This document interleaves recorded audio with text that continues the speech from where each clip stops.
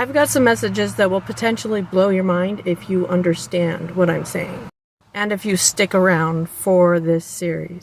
I also do have a tarot reading I'll probably put at the end. The reason why I didn't want to put it up right away is because it being a collective, it was directly related to what I'm about to share with you. So first I want to tell you how I get messages, how I get information. Basically, the way it works for me, when I hear or read information, my mind continuously asks questions. It's kind of like saying how, why after every sentence. And I receive information beyond what I'm reading or listening to. It's knowledge. I understand things and I see images. I think some people call it claircognizance.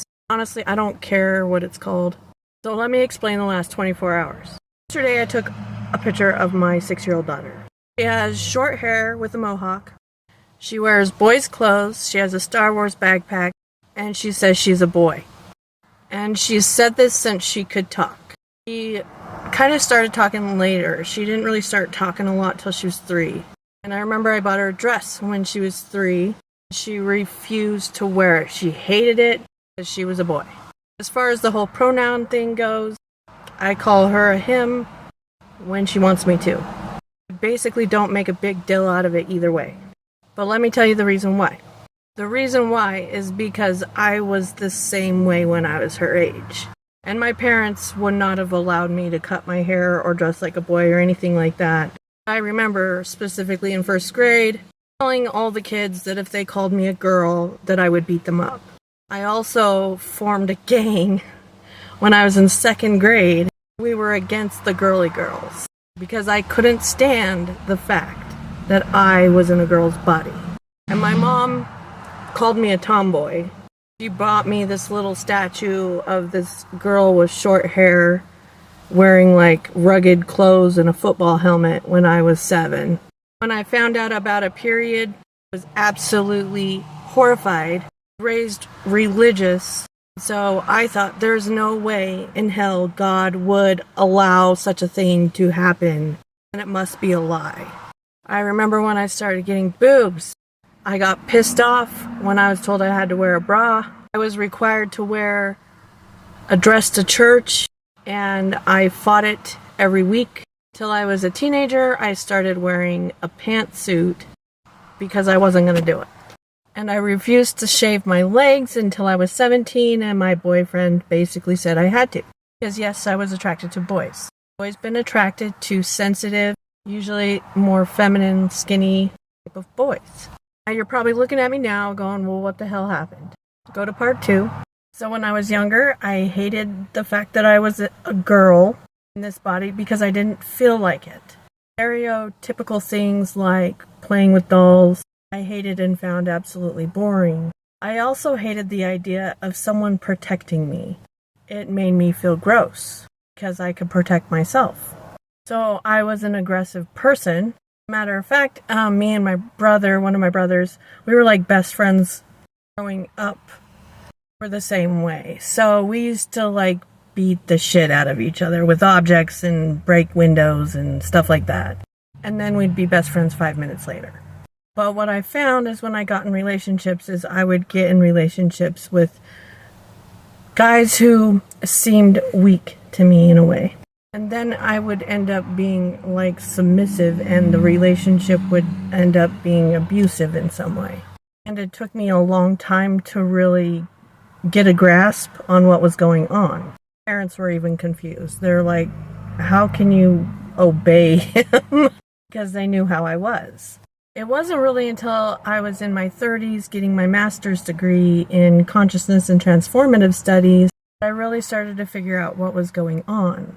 And it was also when I started looking like this, with makeup and wear dresses on purpose. I'll explain why.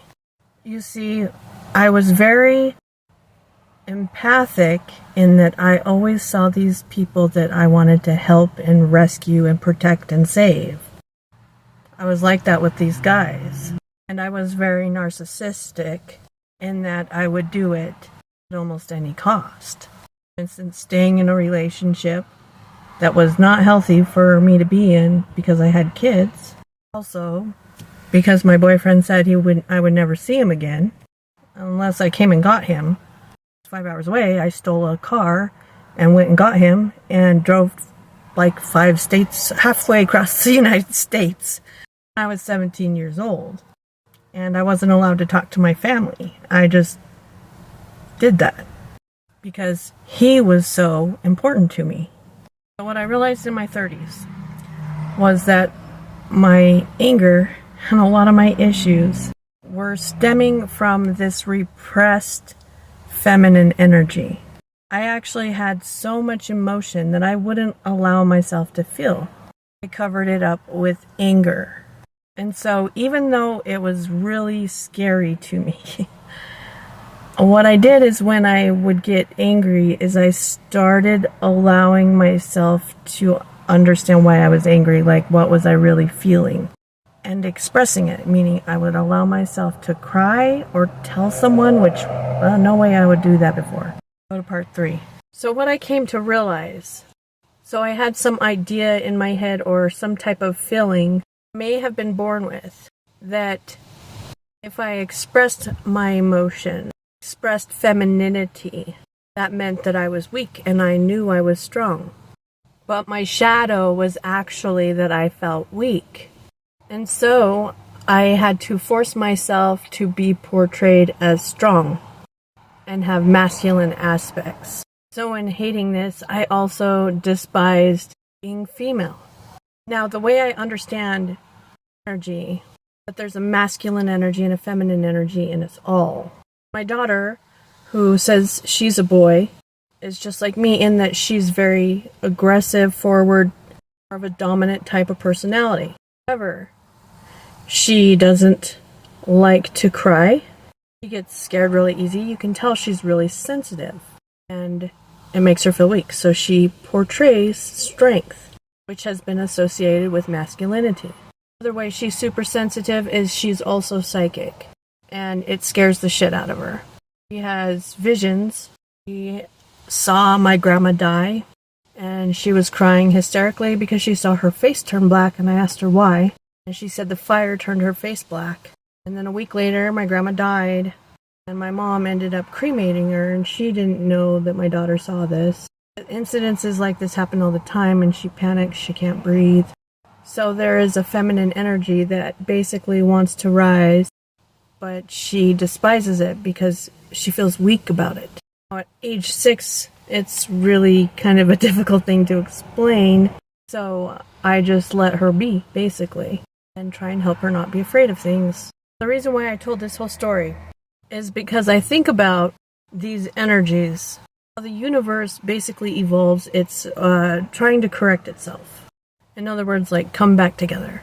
So what you would actually see in the world of reality, a lot more combining of masculine and feminine energy, balancing out, seeing the power in the feminine, finding the vulnerability in the masculine, and seeing that they are powerful together. And obviously, the world is different. It's socially acceptable to be LGBTQ. Mostly, I know there's a lot of issues still, but I don't even really think it's about that. It's just that these energies are trying to balance out the power and vulnerability in both of them. Once I no longer hated the feminine, I realized that it actually takes a lot of courage and power to be vulnerable, and how powerful that was. I was just free to express, and makeup was like art. I love art. That's why I look the way I do today. But I told that whole story because the masculine and feminine is very important in what I'm